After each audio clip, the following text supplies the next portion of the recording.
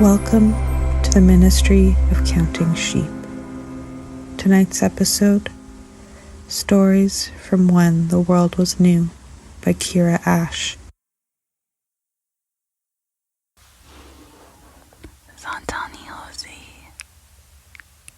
Good evening, everybody. Si Keira Ash. My name is Keira. Sahtu Dene. I am from the Dene region. I grew up in Somba K'e, Denendeh. Somba K'e is place where the money is in Kichon. Because, it's called Yellowknife. Named after the golden knives that people there were using. And Denendeh is the land of the Dene people. So that is my home. And I'm grateful to say that I am from there and I grew up there. Today we are doing a little ASMR podcast to help you fall asleep. So I hope you're all cozy, you're all tucked in. I'm recording this a couple nights before the winter solstice, so it's definitely a time of comfort and coziness. Settle in as we listen to stories from when the world was new. Stories of the Sahtu Dene by George Blondin. When the world was new. Fort Franklin elder George Blondin has written down the treasured stories of his people, tales handed down over the campfire for countless generations. Here are the medicine heroes, hunters and healers who have forged Dene history from the time of Raven, trickster and shape changer, and the great lawgiver Yamaraya, down through the ages to today. And here are 5 generations of the Blondin family, first living independently on the land, and then successfully adapting to new realities of the North. This book was loaned to me by my friend Raven Papik, and I'm really grateful to them for allowing me to share these stories with you. So Masicho Raven and Masicho George Blondin and everyone who has continued to pass down our Dene stories. I'm just going to introduce you to some of the tools that we're using today. So this is a piece of stiff felt, and it makes a sort of scratchy sound. And people will flat stitch onto this. This is when you're beating directly onto the fabric.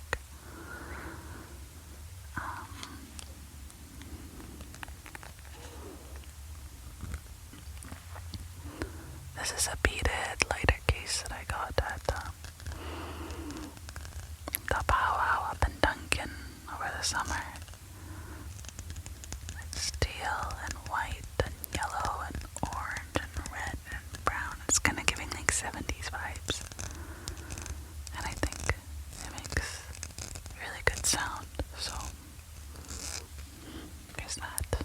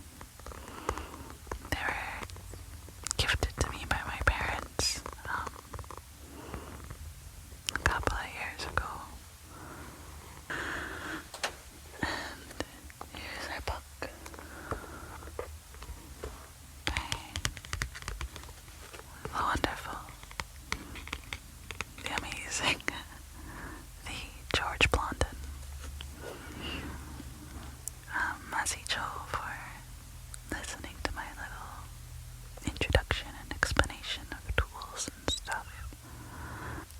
Masicho, and to say thank you in the land of the people of the Kusila should say.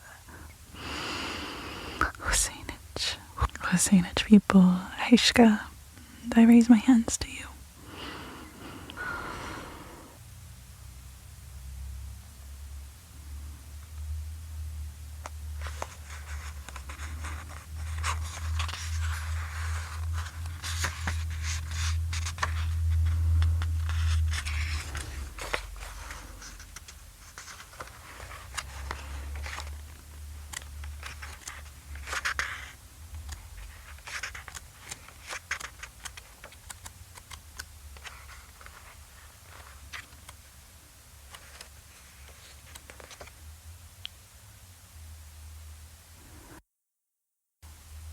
My people, we are Caribou people. One of the few words that I know in my language is Iku, Iku, Iku, Iku, Iku. And it means caribou. And the story I'm about to tell you is the boy who became a caribou. There was once a large group of Dene who lived near the tree line, snaring caribou as herds migrated in the autumn. Caribou move great distances quickly in the fall, hurrying north before the snow comes, and back westward after the first snowfall to the shelter of the forest, where they stay all winter. This story happened in the season when the caribou were moving north.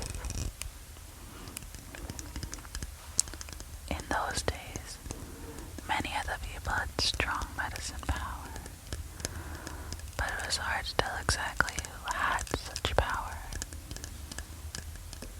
A certain widow had a son about 10 years old.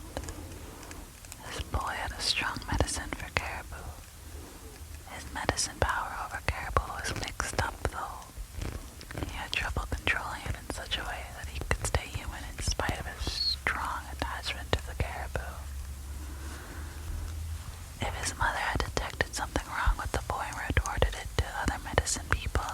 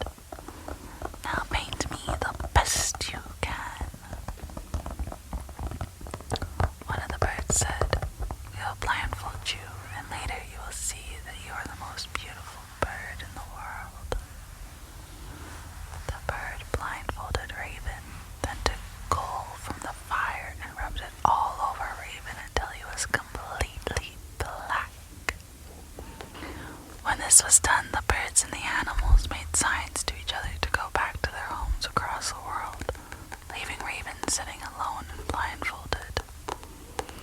As all the birds took off, they made a loud, thunder-like noise. Hearing this, Raven tore his blindfold off and was enraged to see that he had not been painted in brilliant colors.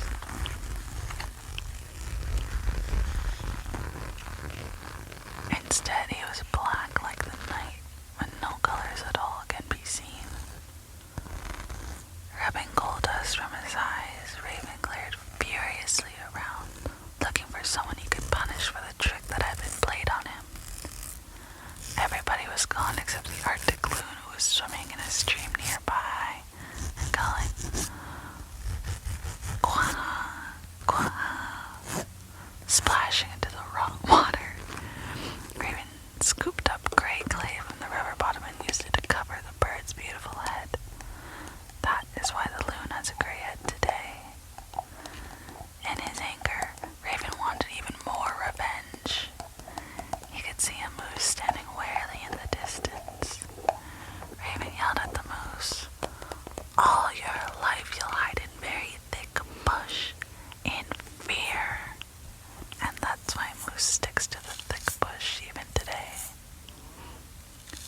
Raven searched for a long while, but he couldn't find any more game or birds.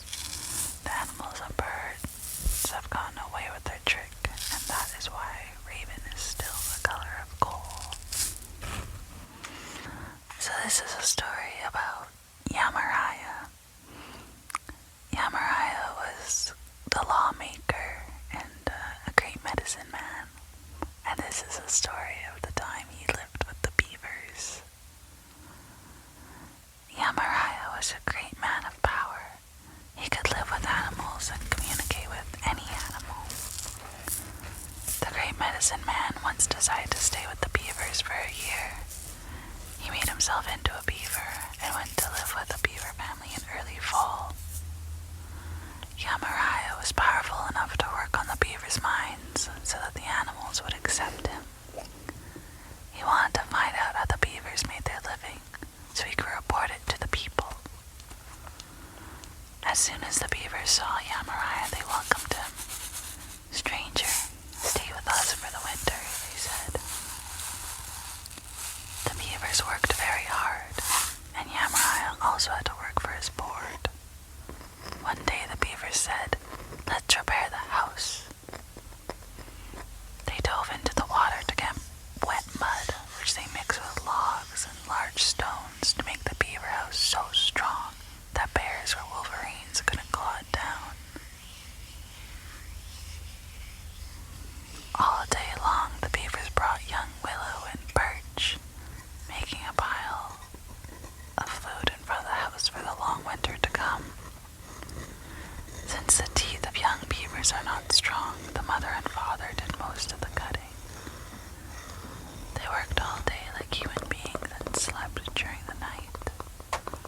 The female gave strict orders that the small beavers were not to wander far from home. She also told them not to eat too heavily because they had to save their food for the winter. If the beavers weren't careful, they could starve before spring. The female beaver often spanked the young ones if they didn't listen. In fall, beavers eat as much as they can to get fat for the long winter. But Yamaraya discovered that they are careful with how they do this. The male beaver said, "Let's go to another lake to eat every day and save the food on our own lake for the cold winter." Another thing Yamaraya found out is that beavers make resting places for themselves along the shore of the lake, underneath its banks. They use this space to come up from underwater and eat if it's too far to go to their main house. During the long winter, when there's nothing to do except wander around under the ice, the beavers would sometimes play hide and seek using the holes that they had dug around the lake. By about May, the beavers needed fresh food. They made a hole in the ice with their sharp teeth, and one beaver carefully looked at the world